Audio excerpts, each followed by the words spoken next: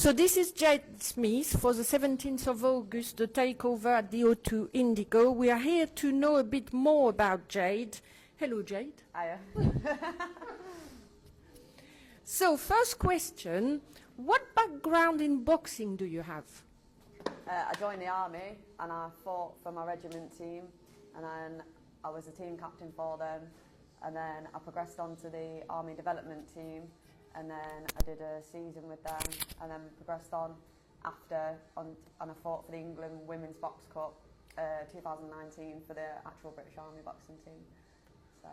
So now you're not in the army anymore? No, I came out of the army, took a bit of time out because I suffered with my mental health, so took a few years out just to get my head sorted and that. And now you've decided to work with John in Guildford? Yeah, John and Peps and that, yeah. And you're looking to become a pro? Yeah, definitely. That's brilliant. Makes sense. So that's for your boxing. So you're boxing on the 17th of August at the O2. Yeah. So that will be your first fight? As a pro, yeah. As a pro? Yeah. Okay. So you say you've had a break in between due to your mental health. Do you mind telling us what happened? What was going on? Yeah, so before I joined the army, I was a victim of sexual assault, sexual abuse, and I kept it to myself. And the same guy that did it to me also killed a family friend of mine. So double whammy.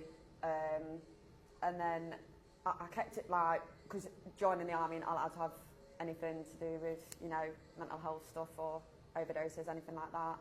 And then when I joined the army, I kept it to myself for a bit. So boxing, when I was boxing in the army, that was good for my head. It was like my safe space. Mm-hmm. And then when COVID happened, I kind of didn't understand what was going on, and I started having panic attacks when I was going back to camp. I didn't want to be here anymore, basically.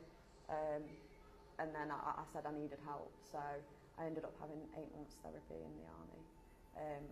After that, I went to go back on the development team, and then some personal stuff going on in the background at home.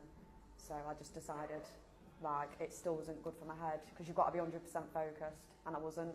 So I decided to make that big step of coming out and putting my health first, basically. So that's why. So would you say that boxing helped you? Oh, yeah. Because we hear a lot of stories like this with boxers that saying that boxing has helped them for their mental health.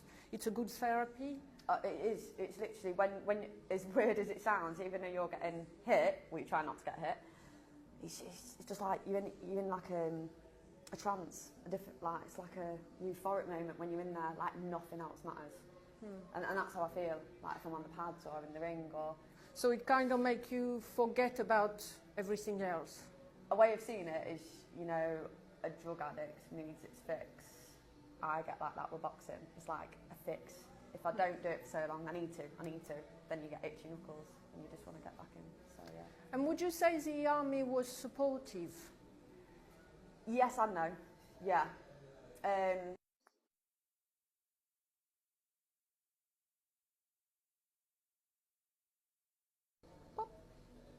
So how did you end up in John Club?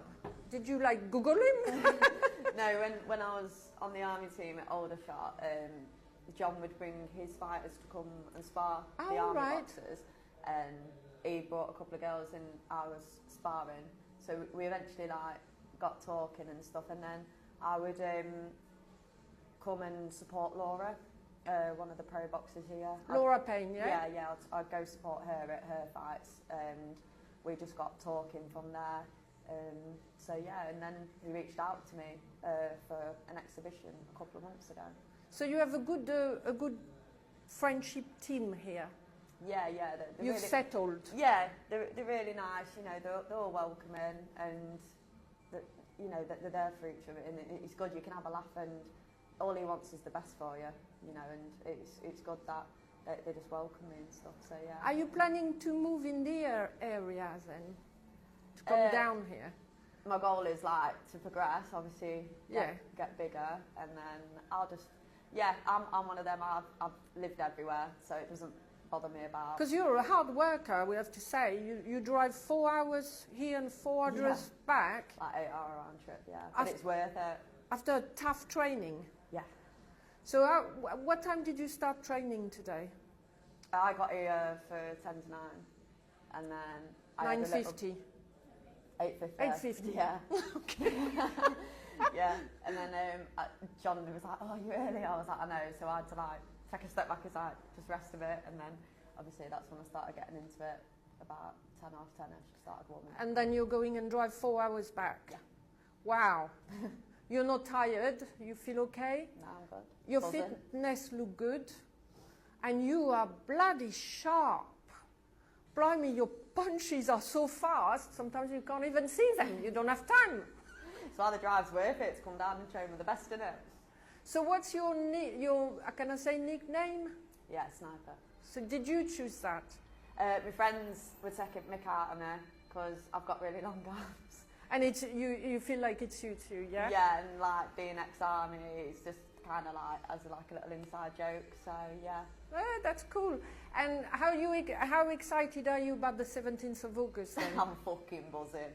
I'm buzzing. Because that's a big platform on the O2 Indigo. It's a like, good how start. many people can say they're literally fighting the debut at the O2 Indigo in London, the capital of England? You kind of get better than that. Absolutely. Yeah, just can't put it into words.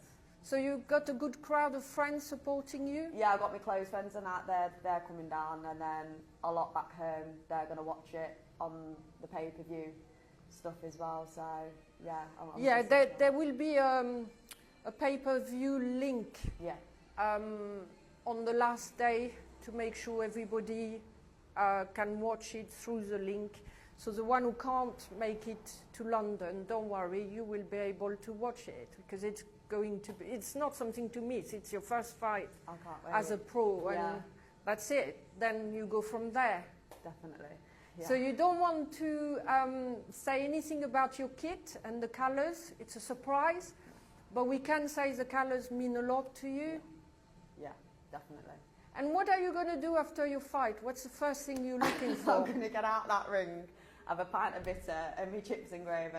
Here you go, we're back to this. So we had a big debate about the chips and gravy, because I think the gravy is going to make the chips soggy. Literally, there's no wrong with that. No wrong with it. Okay. Don't knock it till you try it. But you do say, if I eat the chips and gravy, you will eat the French nails. A deal's a deal. So. Good, so we'll keep you on that one. one. So you're listening, you got bitter on, you got bitter on tap. So do you want to talk a bit about your opponent? Do you know anything about her? No, not much really, but I'm just going to take it as it comes. As soon as we get in there, just hustle out first round, just box smart. Yeah. Well, I've watched a few videos of her. She's quite good. I mean, she's good. So yeah, it's going to be a good fight. And she seemed to want to win as well, very determined. So there's going to be a lot of fire in the ring. How many rounds are you going for? We're going 4-2s. 4-2s? Yeah. And do you think she's gonna last until the fourth one, or are you gonna go for the knockout? If the opportunity comes, then yeah, I'll go for it. But if not, and it goes to 4 rounds, I'll just box smart, and I'll make sure that I get the judges noticing me, get the ears pointing, basically. I'll just give it my all, you know, I'm here to give it my all. Absolutely. Yeah. So how do you feel now in terms of mental health and being settled? You feel all good? Yeah, so I've got, I'm completely off all my medication. To be honest, my head's never been clearer. I'm happy, and I can finally say that, like, in 29 years, that I'm actually happy. So, oh, yeah. That's nice. That's nice to see. So what would you say to the one like you who struggle with their mental health? What would you say as a sort of as an advice or something? Don't book it up. Talk to people, because the more you do, like, keep it in. I used to see it as my little goblin in my head. Like, it'd be picking at me. So little things could be the littlest thing, and you've got like this little goblin in your head, and it's telling you, it's making you doubt yourself all the time. you know, not believing in yourself, your confidence, everything just goes. And how I see it is, you've got a black wolf and a white wolf. The black wolf feeds on your sadness, the white wolf feeds on your happiness. You've got to get that white wolf to fucking kill that black wolf and get it out. And you've got to literally overcome it, but make sure you've got a right support group around you.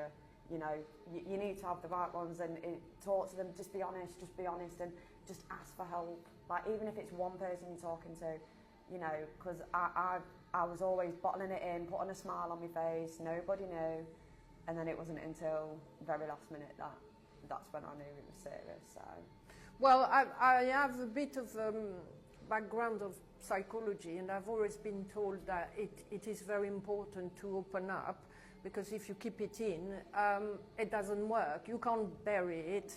It always come out and eat you inside. Yeah. So yeah, talking is the best outcome, really. Well, that's great then. You're all ready. Yeah. Can I ask, do you have family?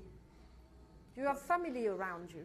Yeah, I've got well, my brother's he's still in the army. I've got my sister, I've got my nieces, my nephews, I've got my dad, but I've got my close mates, you know. So, and I've got my dog. My dog's my everything. My dog's my kid, basically. So yeah. Can I ask, where is the mum?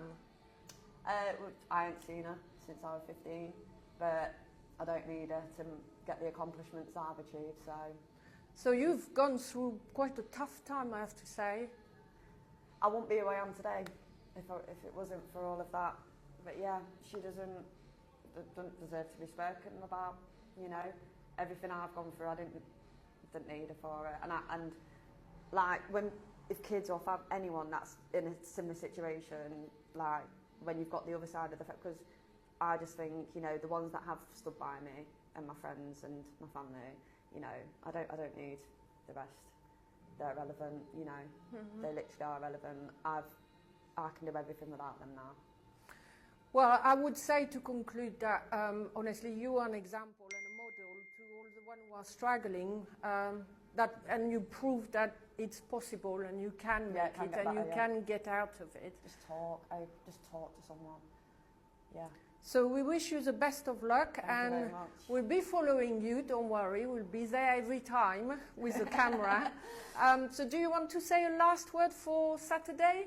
Saturday, get that ready, because that W's coming home with us, baby. Let's have it. Let's go.